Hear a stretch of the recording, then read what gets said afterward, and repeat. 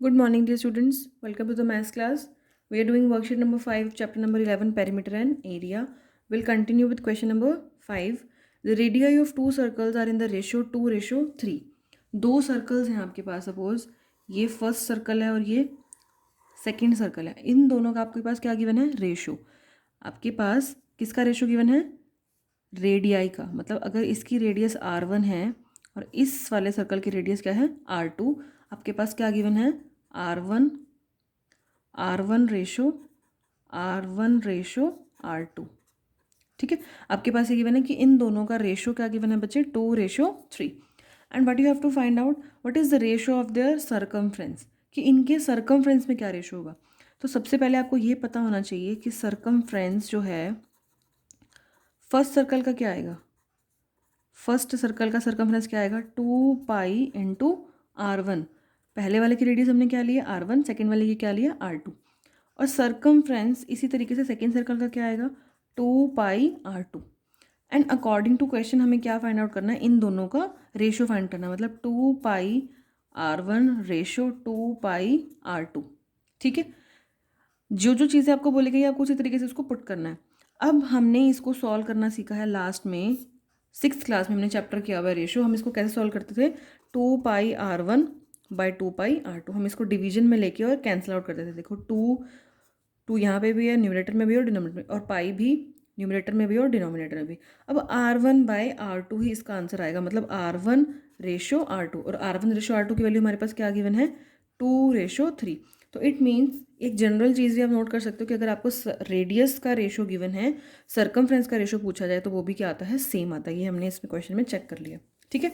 अब question number 6 है, the moon is nearly 3,85,000 kilometre away from earth. आपके पास इस तरीके से ये अर्थ है. सपोज दिस इज अर्थ और ये आपका क्या है? मून. ठीक है. उसमें डिस्टेंस कितना गिवन है? 3,85,000. ठीक है. अब ये कैसे पता लग रहा है कि किस तरीके से बनेगा? वो क्वेश्चन जब आप आगे बढ़ोगे, देखो, it takes a round of the earth every month.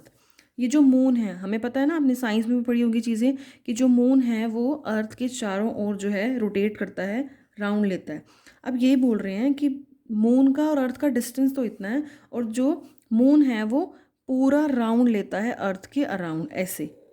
It means how much distance does it travel in 1 month. अब ये बोल रहे हैं कि एक मंथ में कितना डिस्टेंस ट्रैवल करेगा. तो लेकिन इसने पहले हमें इन्फॉर्मेशन ये दे दी है कि इट टेक्स अ राउंड, मतलब कि 1 राउंड जो है अर्थ के अराउंड लेता है मून हर महीने. तो मतलब एक महीने में वो कितने राउंड लगाता है?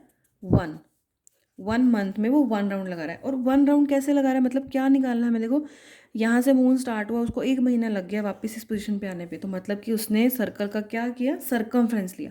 तो दैट मीन्स कि आपको क्या गिवन है? ये रेडियस. एंड आपको क्या फाइंड आउट करना है? सर्कमफ्रेंस. तो आपके पास रेडियस क्या गिवन है? Radius of circle it is given 3,85,000 kilometre. क्योंकि इतना दूर का डिस्टेंस है. अब यहाँ पे मीटर में बात नहीं हो सकती, सेंटीमीटर में बात नहीं हो सकती, क्योंकि जो डिस्टेंस है वो बहुत ज़्यादा है. तो इसलिए जो ये आपने डिस्टेंस देखा कि किलोमीटर्स में है, तो आपका मतलब कि आंसर जो आएगा, सर्कमफ्रेंस जो आएगा, वो भी किस में आएगा? किलोमीटर्स में आएगा. हमें क्या फाइंड आउट करना है? सर्कमफ्रेंस.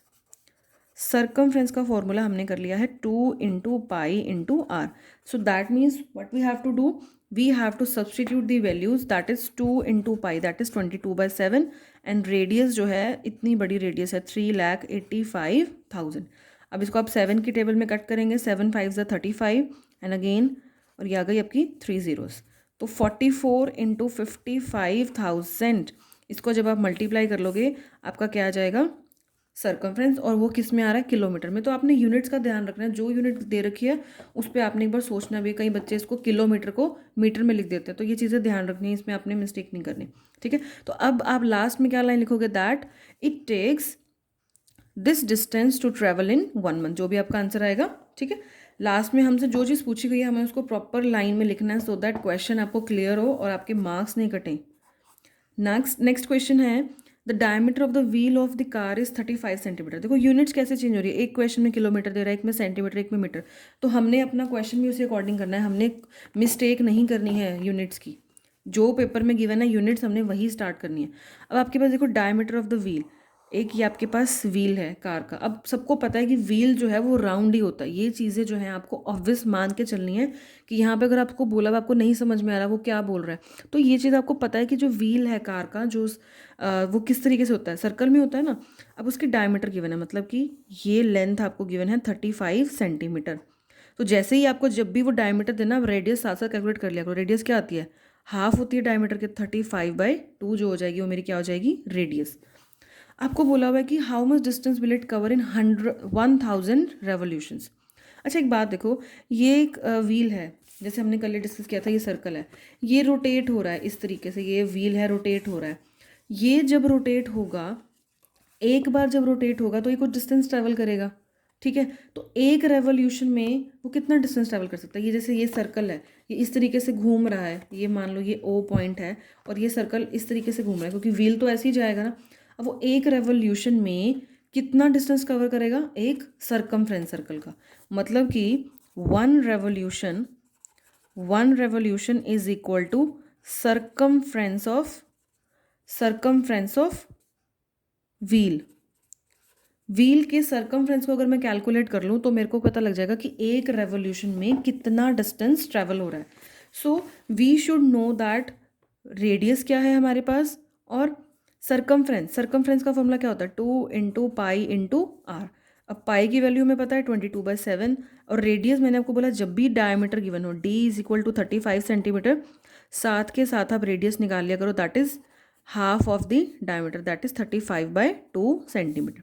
तो मैंने यहाँ पुट कर दी 35/2। इसको डेसिमल में नहीं कन्वर्ट किया करो, क्योंकि जब हम 2πr वाले फॉर्मूले में पुट करेंगे तो चांसेस हैं कैंसिलेशन के। सो अपने स्मार्ट वर्क करना है, ऐसे नहीं करना कि 35/2 है उसको आपने पहले डेसिमल में किया फिर यहाँ कैंसिल किया। ये चीज़ें आपने साथ साथ ध्यान रखनी है। अब 2 से 2 क्या हो गया, कैंसिल हो गया आपका।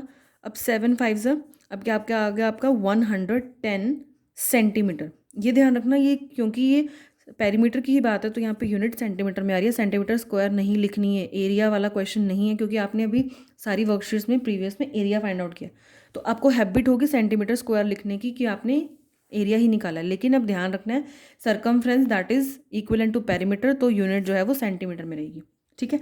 अब हमारे पास 1 रेवोल्यूशन आ गया कि 110 सेंटीमीटर डिस्टेंस कवर हो रहा है। अब एक रेवोल्यूशन में इतना डिस्टेंस हो रहा है, अब 1000 रेवोल्यूशन है तो क्या हो जाएगा, 1 की वैल्यू अगर हमें पता है तो 1000 के लिए क्या करना पड़ेगा आपको, फॉर 1000 रेवोल्यूशंस क्या आ जाएगा आपको, 110 को मल्टीप्लाई करना पड़ेगा 1000 पे। तो आपके पास कितनी जीरोज आ गई है, 4 zeros. So that means 1,10,000 centimetre उसने डिस्टेंस ट्रेवल किया अगर वो 1000 रेवोल्यूशन ले रहा है, ठीक है। तो अब आपने क्वेश्चन नंबर 5 6 7 और इसी तरीके से आप क्वेश्चन नंबर 8 भी ट्राई करेंगे अपनी नोटबुक में कि इसको किस तरीके से हम सॉल्व कर सकते हैं। नेक्स्ट क्लास में हम इसको डिस्कस करेंगे।